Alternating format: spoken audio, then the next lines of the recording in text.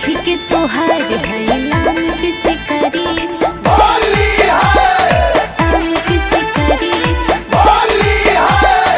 आम पिचकारी।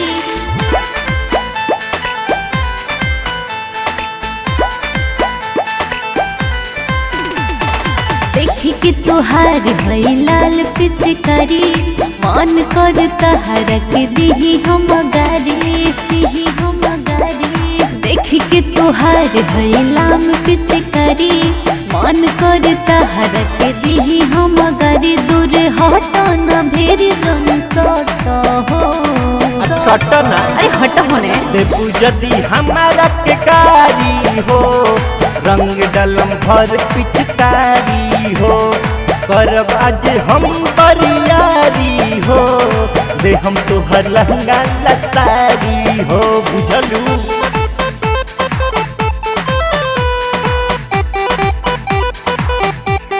देखी के तोहार हैलाम पिचकारी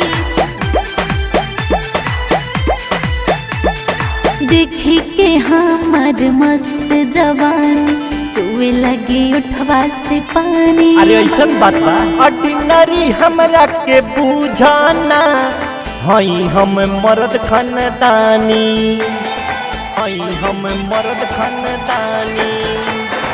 देखी के हमार मस्त जवान चुए लगे उठवा से पानी। ऑर्डिनरी हमरा के बुझाना हई हम मर्द खानदानी और जा जाना यही जा डोट हो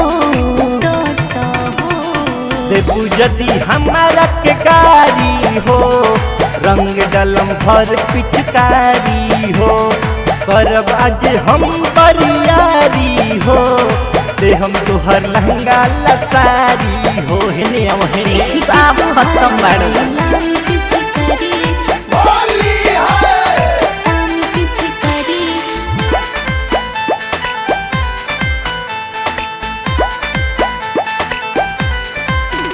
अरे सुनाए गोविंद तहरा से नीमन बाड़े रकेश हो अनुगल का पियर का रंगवा मिला के रंगब तोहर फेस हो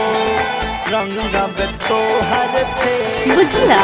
अरे सुनाए गोविंद तहरा से नीमन बाड़े रकेश हो ललका पियर का रंगवा मिला के रंगब तोहर फेस हो खाली पंकज पीएसपी से पटब हो